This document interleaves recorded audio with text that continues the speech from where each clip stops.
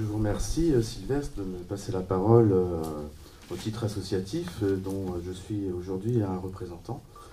Je crois que ce que vous dites de la relation à l'instant, effectivement, éclaire toute cette question de l'autonomisation des familles que vise à atteindre le Preux. Il me semble effectivement que c'est déjà rendre l'humain là où il est un petit peu détruit dans sa vie. Et c'est déjà les reconnaître en tant que sujet, de pouvoir leur dire à un moment ou à un autre que vous êtes parents et on est complémentaires dans la réussite des enfants.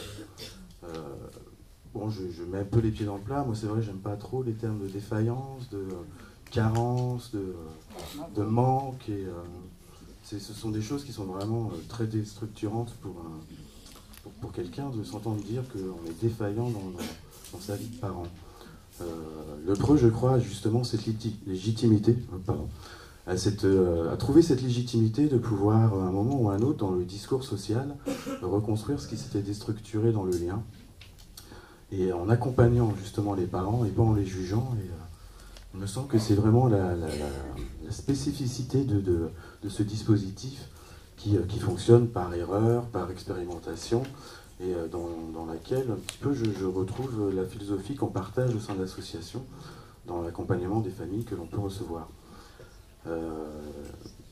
La question de la durée du parcours qui a été évoquée dans la synthèse que vous nous avez transmise, il me semble qu'elle est centrale dans ce que vous faites, puisque moi je ne suis qu'un regard extérieur par rapport à votre activité. Je ne suis qu'un partenaire à un moment ou à un autre du dispositif, notamment en termes de ressources, pour le PRE, qui vient ou à un autre vers le droit commun, amener des enfants et accompagner les parents vers des dispositifs que nous avons. Le PRE est effectivement une forme de ressource aussi pour nous, lorsque nous atteignons les limites de notre pratique, et qu'alors nous avons besoin pour les familles.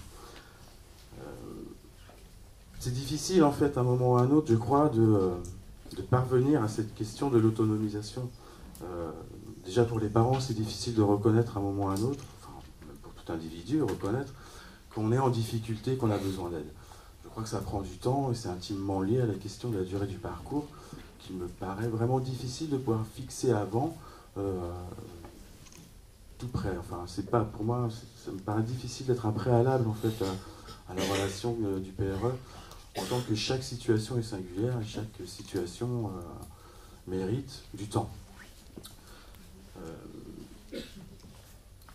Donc c'est difficile à un moment ou à un autre de s'entendre dire qu'on est défaillant. Je crois que ce que les parents on a un petit peu entendu, c'est la complémentarité en fait avec les compétences parentales. Et sans doute que le PRE, ce qui le fait fonctionner dans la relation, dans le lien, c'est justement de reconnaître que le parent est compétent avant d'être défaillant.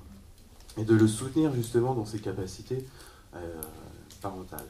Et c'est ça déjà donner, je pense, de mon point de vue, une place aux parents.